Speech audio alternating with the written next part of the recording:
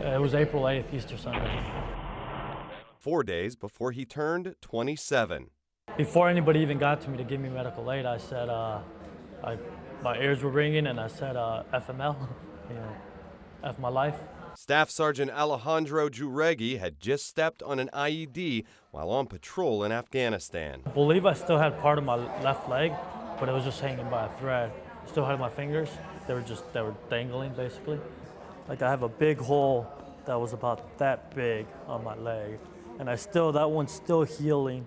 And then on this leg, I have this right here, which is also another big gash. And then my hearing. I lost, they said 78% on my right ear and 63% on my left ear. It was 2 years earlier, almost to the day, that Sergeant Jared Lemon had just helped his buddy over a wall in Afghanistan when the IED went off. My initial injury, I took a chunk of steel. My buddy said he took a chunk of steel out of my arm. It was like that. And it hit my bone, which basically just shredded it. They tried saving my arm, and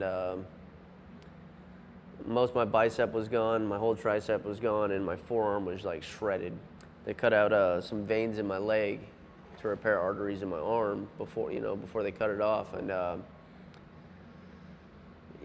doing that ended up cutting a nerve in my foot, so like half my foot is numb.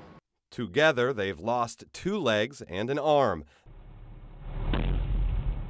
That's the number of limbs Corporal Mark Latinsky lost when he stepped on an IED in Afghanistan. I lost both my legs above the knees and my left arm above the elbow. And for this young Marine who was very active in a number of sports, it's in many ways like starting over. Gradually getting more and more of that back. You just figure out new ways of doing it and get different tools.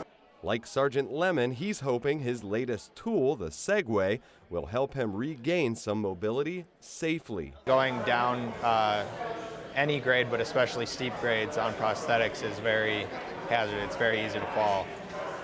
So with this Segway, it'll alleviate the potential risk of getting hurt. Most of these guys can stand, they can walk for short distances, but on a Segway they can go much longer distances than they would otherwise go.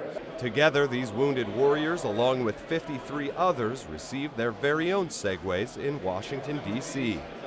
I'm very disabled, and yet when I stand here, most people don't notice it. Another fan of the Segway is Segs4 Vets president Jerry Kerr. We tell them that we're real proud of them and we're sorry about what happened to them, but we really don't feel sorry for them because they have an opportunity to regain their life and be a participant, an active participant in their family. For 7 years, he's chosen to give Segways because he's found no other tool that can react to the body and allow him to stand in a way that doesn't draw attention to his disability. When you're in a wheelchair, people look down on you, and when you look out, you see the rear end of someone else. And, wheelchair is not a bad thing. It's a great tool, wonderful tool.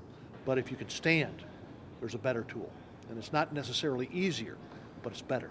The Segway, it does it all for you. You just stand straight up and it does the rest. The Allied chair, a different kind of Segway, is in testing mode for those who won't be able to use prosthetics. Sergeant Juregi says he's loving it, although he'll get the traditional Segway once he's fitted with prosthetics.